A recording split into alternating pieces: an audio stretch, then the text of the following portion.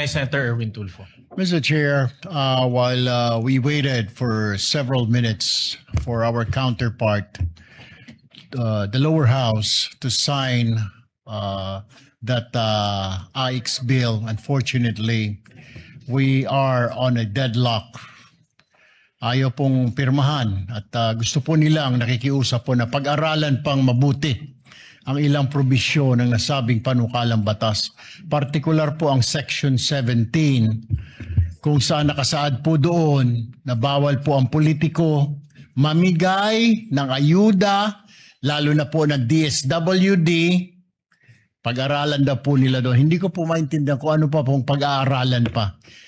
The section says, clearly specifies na bawal po ang isang politiko na mamigay ng ayuda na galing po sa DSWD mismo. Yun po yung pinagkatatalunan po namin kanina pa po. Unfortunately, we end up nothing. When we waited for them, they also waited. Pero meron pong ilan sa kanila na ayaw pong pirmahan ito dahil kailangan pa daw pag-aralan. Hindi ko maintindihan, Ginoong Pangulo, ano pong pag-aaralan doon? Is it because natatakot po sila na finally, after so many years na ginagamit itong AIX na ito para gamitin sa pamumulitika, ititigil ng batas na ito? What is wrong with that, Mr. President? I don't see anything wrong na pagbabawalan ng politiko na mag-distribute ng pondo ng DSWD for his personal gains? Well, I don't see the logic, Mr. President.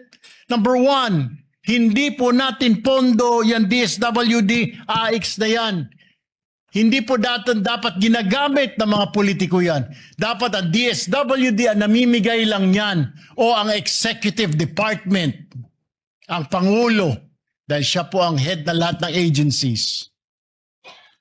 Ito po ang nagiging problema, Ginoong Pangulo.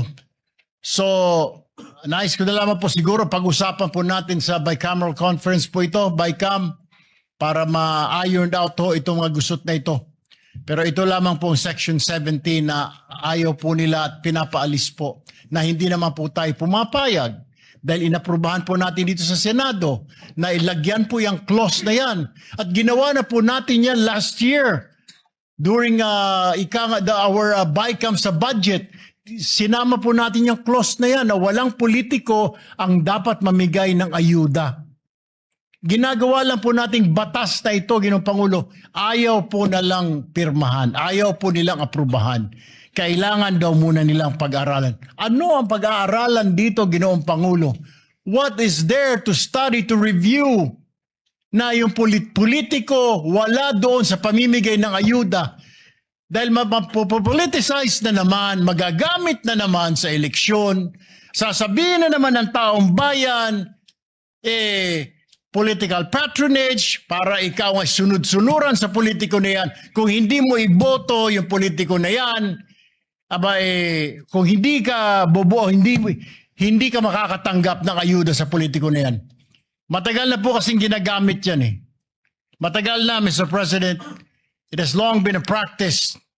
Ako ay naririnig ko na ho yan na laging ginagamit po yung AIX na yan sa pamumudmod sa mga kababayan natin ang kapalit po ng kanilang boto. We are trying to stop that tradition or whatever you want to call it, trying to stop that practice na wag nang magamit ang AIX ng mga politiko. Bagkos dapat ibigay na lang sa mahihirap, Mr. President. And I'm sorry, Mr. President, that all of us waited for several hours, hoping that our counterpart would approve that. Unfortunately, it did not happen today. That's all, Mr. President. Thank you, Mr. President. And